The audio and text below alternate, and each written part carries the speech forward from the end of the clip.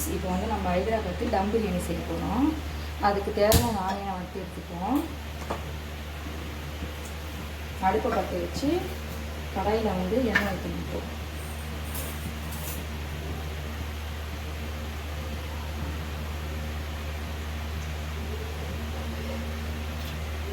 எண்ணெய் நல்லா கொதிக்கணும்.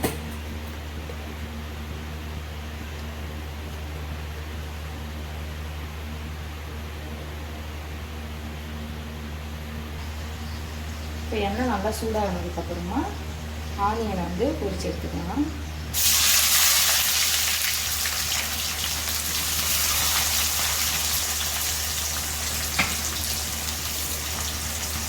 நான் வந்து 5 பேர் சாப்பிட்றதுக்கு 1/2 கிலோ வெங்காயம் எடுத்துருக்கேன்.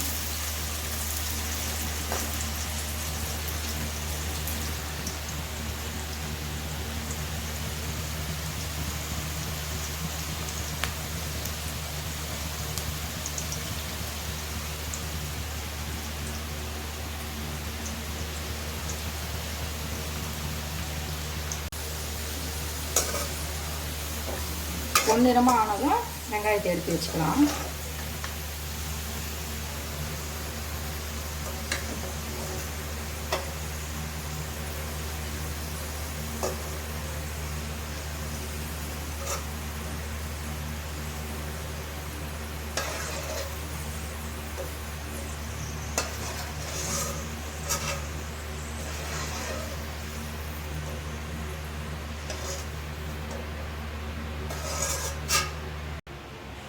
அடுத்து வந்து நம்ம கத்திரிக்காவை வந்து கட் பண்ணி தண்ணியில் போட்டுக்கலாம். 4 கட் பண்ணிக்கலாம். ஏன்னா நம்ம மசாலா போட்டு ஊற வைக்கும் போது உள்ளே அப்போ தான் ஊறும். உள்ளே எதனா இருக்கானும் பார்த்துக்கோங்க.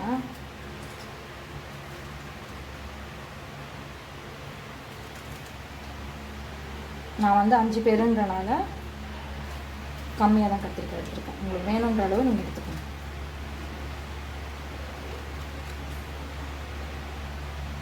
எதுக்கு தண்ணியில் போடுறோன்னு உங்களுக்கு தெரியும். கத்திரிக்காய் கருப்பாயிடும், அதனால் நம்ம தண்ணியில் போட்டு வச்சுக்கலாம் ஃபஸ்ட்டு.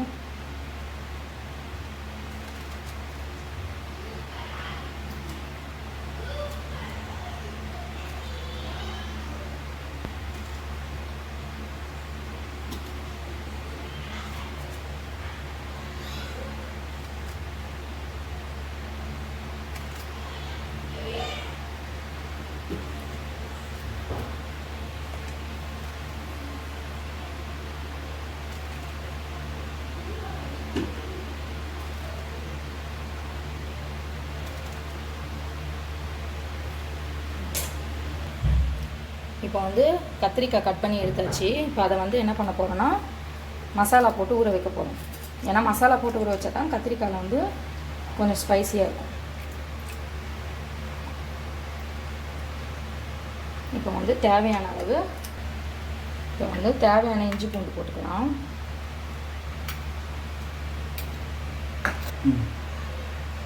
தேவையான அளவு மஞ்சத்தூள், கரம் மசாலா, சில்லி பவுட்ரு வந்து 3 ஸ்பூன் போட்டுக்கலாம். நான் சின்னதாக எடுத்துருக்கனால 3 ஸ்பூன் போடுறேன். நீங்கள் பெருசாக எடுத்துக்கிட்டிங்கன்னா 1.5 போட்டுக்கோங்க. அப்புறம் வந்து கத்திரிக்காய்க்கு மட்டும் தேவையான உப்பு.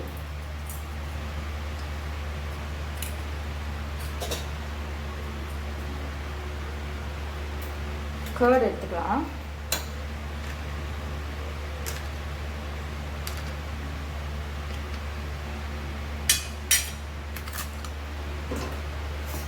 நம்ம ஆல்ரெடி வறுத்து வச்சுருந்தோம்ல ஆனியன், அதையும் போட்டுக்கலாம்.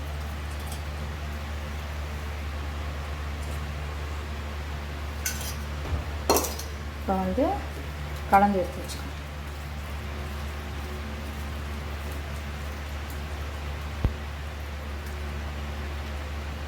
நீங்கள் வந்து கத்திரிக்காயெல்லாம் நல்லா படுற மாதிரி, காரம் படுற மாதிரி பிசைஞ்சு வச்சுக்கோங்க.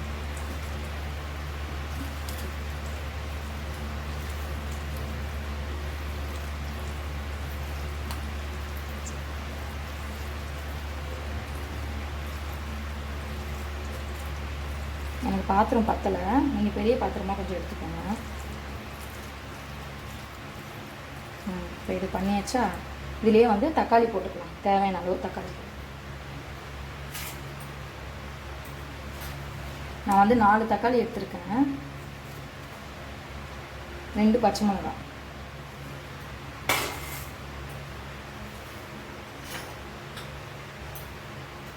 புதினா கொஞ்சம், குறையா சொன்னால் எப்படியும் மூணா. இதை அப்படியே எடுத்து வச்சுக்கலாம்.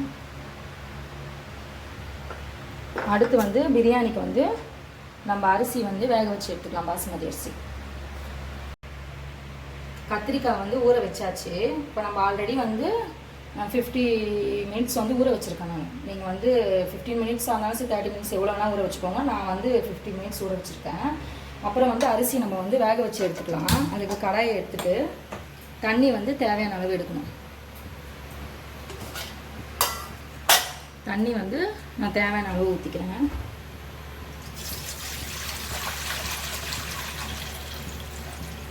கொஞ்சம் தண்ணி எக்ஸ்ட்ராவே ஊற்றிக்கோங்க, ஏன்னா அரிசி வந்து கொஞ்சம் நின்று வேகும் அதனால.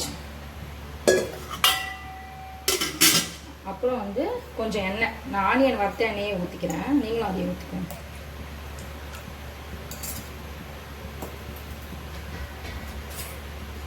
ஸ்பைசஸ் போட்டுக்கலாம். பட்டை, அன்னாச்சிப்பூ,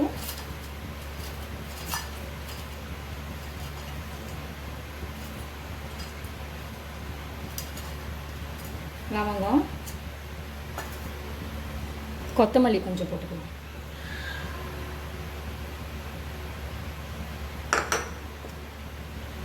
புதினா கொஞ்சம். இப்போ தண்ணி நல்லா கொதித்த உடனே அரிசியை நான் ஆல்ரெடி வாஷ் பண்ணி தான் வச்சுருக்கேன், அதை போட்டு வேக வச்சு 50% வேக வெந்ததுக்கப்புறமா எடுத்து யூஸ் பண்ணிக்கலாம். அது வரைக்கும் தண்ணி கொதிக்கட்டும். இப்போ தண்ணி வச்சுருக்கோம்ல, அது கொதிக்கட்டும். கொதிக்கிறதுக்கு ஒரு 5 நிமிஷம் எடுத்துக்கும். அதுக்குள்ளே நம்ம வந்து கத்திரிக்காய் ஊற வச்சு வச்சுருக்கோம்ல, அதை போட்டு வேக வச்சு எடுத்துக்கலாம். இப்போ நான் வந்து குக்கரில் செய்கிறேன். உங்களுக்கு வந்து டம் போடுறதுக்கு எந்த பாத்திரம் இருந்தாலும் அதை எடுத்து யூஸ் பண்ணிக்கோங்க. குக்கர் நல்லா சூடானதுக்கப்புறமா எண்ணெய் வந்து ஆனியன் பொரிச்ச எண்ணெய் இருக்குது இல்லைங்களா, அதையே ஊற்றிக்கலாம். அப்போ தான் அந்த ஃப்ளேவர் வந்து மசாலாவில் இறங்கும். கொஞ்சம் தாராளமாகவே ஊற்றிக்கோங்க. எண்ணெய் ஹீட் ஆகட்டும். ஹீட் ஆகின உடனே பிரியாணி இலை, பட்டை, ஹோல் ஸ்பைசஸ் ஃபுல்லாமே இதை போட்டுக்கோங்க.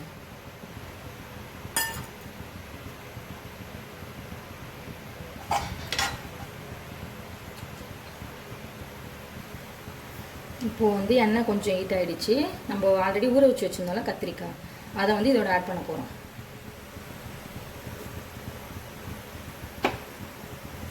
எனக்கு வந்து பாத்திரம் கரெக்டாக இல்லை, அதனால் நான் வந்து கரெக்டாக இது பண்ணலை. நீங்கள் வந்து பெரிய பாத்திரமாக எடுத்து ஊற வச்சு எடுத்துக்கோங்க. கலர் பார்த்தீங்களா, நம்ம சில்லி பவுடரே போடல, ஆனால் எவ்வளோ ரெட்டிஷாக இருக்குது பார்த்தீங்களா.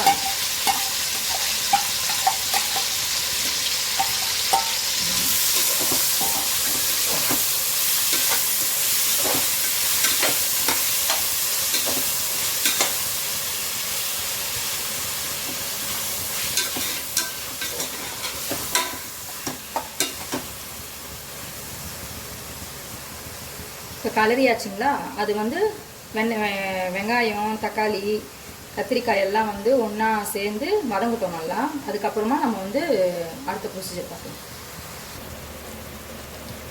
நல்லா கொதிச்சிடுச்சிங்களா.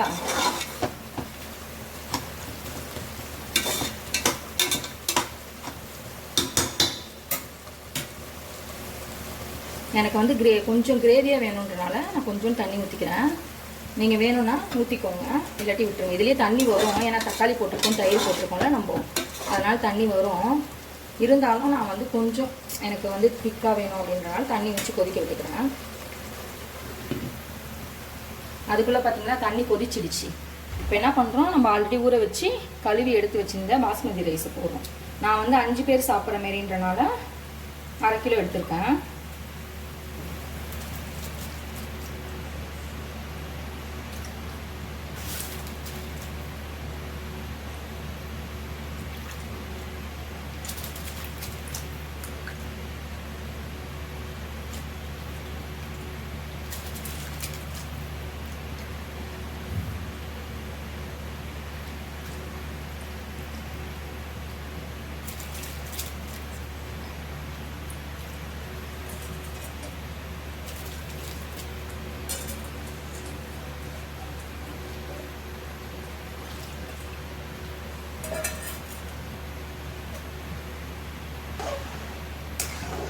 இப்போ வந்து நம்ம ஆல்ரெடி தொக்குக்கு வந்து தனியாக சால்ட்டு போட்டிருக்கோம்.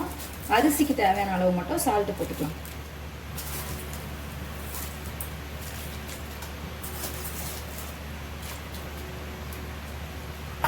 இது வந்து ஒரு 5 to 10 நிமிஷம் ஒரு அரிசிக்கு ஏற்ற மாதிரி வேகும். 50% வெந்தோடனே நம்ம எடுத்துக்கலாம். அதுக்குள்ளே இங்கே வந்துருங்க. இப்போ நல்லா கொதிக்குதுங்களா? கத்திரிக்காய் இன்னும் கொஞ்சம் வேகட்டும். கொஞ்சம் திக்காகிறதுக்கும் அந்த அரிசி வேகத்துக்கும் டைம் கரெக்டாக எடுத்துக்கும். நீங்கள் வந்து சால்ட்டு காரம் உங்களுக்கு ஸ்பைசஸ் போதும் அப்படின்னா நீங்கள் நான் போட்டதோடு நிறுத்திக்கலாம். இல்லை உங்களுக்கு ஸ்பைசஸ் வேணும், உப்பு கம்மியாக இருக்குது அப்படின்னும் போது நீங்கள் ஆட் பண்ணிக்கலாம்.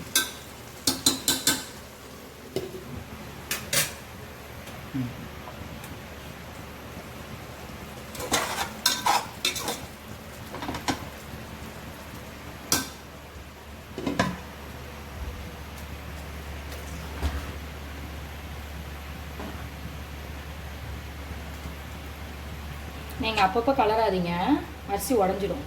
இங்கே நின்று வேகட்டும்.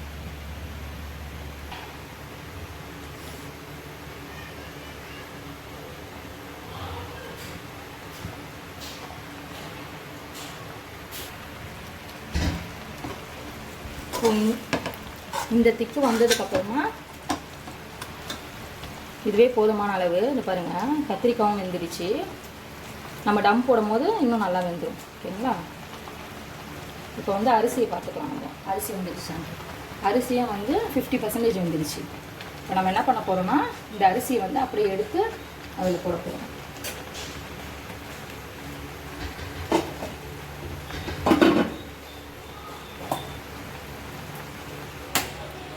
இப்போ வந்து நம்ம அரிசியை வந்து லைட்டாக வடிகட்டிக்கலாம்.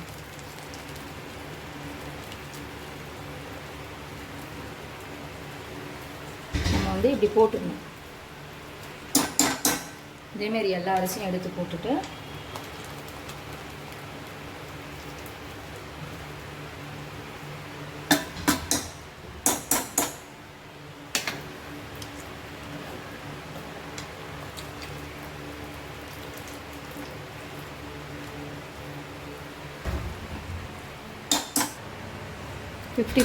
வெந்த அரிசி வந்து நான் எல்லாத்தையும் வடிகட்டி இதில் போட்டுக்கிட்டேன்.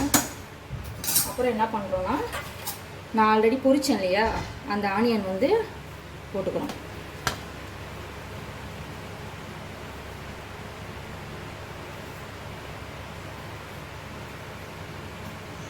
பாதி எடுத்து வச்சுக்கோங்க நீங்கள். அப்புறம் வந்து கொத்தமல்லி,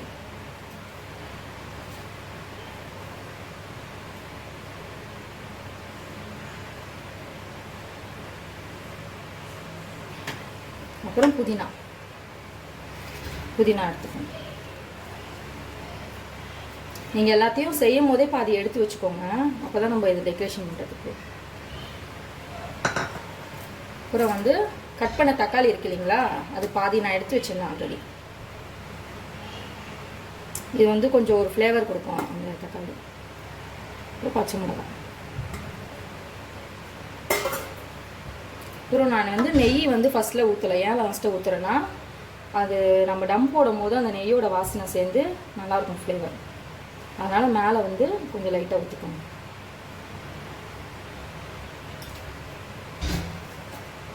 அப்புறம் கேசரி பவுடர் இருக்கு இல்லையா, அதை வந்து கொஞ்சம் லைட்டாக ஒரு சிட்டிக்கை எடுத்துகிட்டு தண்ணியில் கலந்து வச்சுருக்கேன் நான். அதை அப்படியே சுற்றி ஊற்றிக்கோங்க. நம்மள்கிட்ட வந்து குங்குமம் பூ இருந்தாலும் போட்டுக்கலாம். என்கிட்ட கேசரி பவுடர் இருக்கிறனால நான் கேசரி பவுடர் யூஸ் பண்ணிக்கிறேன். அப்புறம் வந்து நம்ம வந்து அடியில் ஆல்ரெடி தண்ணி இருக்கும் தொக்கில். அரிசி வந்து கொஞ்சம் ட்ரை ஆகாமல் இருக்கிறதுக்காக கொஞ்சம் தண்ணி நான் வந்து ஊற்றிக்கிறேன். இப்போ வந்து இதெல்லாம் முடிஞ்சிருச்சு. நம்ம ஆல்ரெடி வந்து கீழே தொக்கு, மேலே அரிசி, இது டெக்கரேஷன் பண்ணியாச்சு. இதுதான் ஹைதராபாத் தம் பிரியாணி.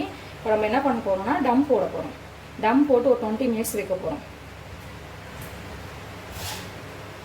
இப்போ வந்து என்கிட்ட கரெக்டாக டம்மு வெளியே வராமல் இருக்கணும். அந்த அனல் வந்து வெளியே வராமல் தான் டம்மு கரெக்டாக ஆகும். அதனால் வந்து ஃபுல்லாக க்ளோஸ் ஆகிற மாரி நான் ஒரு தட்டு வச்சுக்கிறேன்.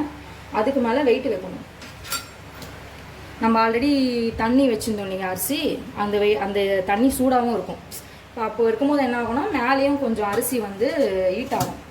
அப்போது ஃபுல்லாக கரெக்டாக வேகத்துக்கான வாய்ப்பு இருக்குது. இப்போ அந்த தண்ணியை வந்து கீழே ஊற்றாதீங்க, எடுத்து வச்சுட்டு அதே தண்ணியை தான் நம்ம அதில் ஊற்றுறோம்.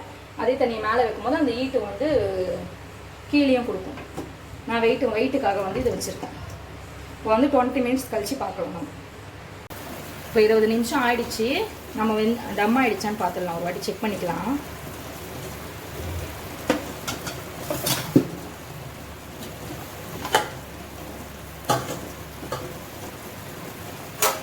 இப்போ வந்து நீங்கள் வந்து இப்படி எடுத்து பார்க்கணும், தண்ணி அடியில் இருக்கா அப்படின்னு பார்க்கணும். பார்த்தீங்களா, அடியில் கொஞ்சம் கூட தண்ணி இல்லை, அரிசி நல்லா உதிரியாக இருக்குது. இதுதான் டம்மோட ப்ரொசீஜர். டம் ஆயிடுச்சு நல்லாவே நம்மளுக்கு.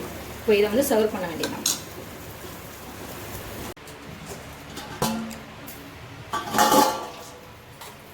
டம் உடச்சிடலாம்.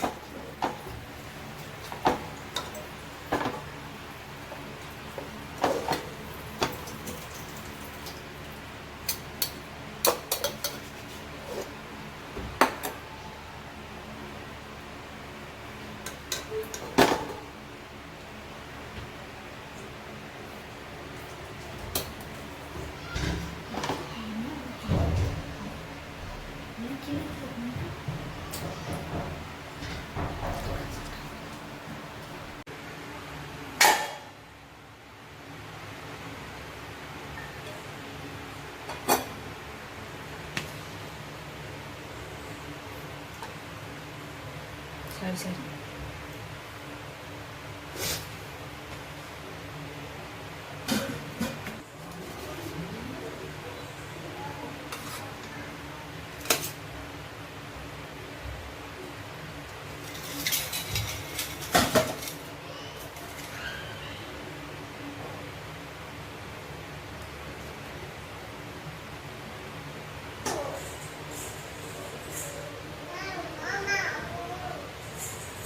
இப்போ முடிஞ்சிருச்சு. நம்ம பாப்பாவை டேஸ்ட் பண்ண சொல்லிடலாம்.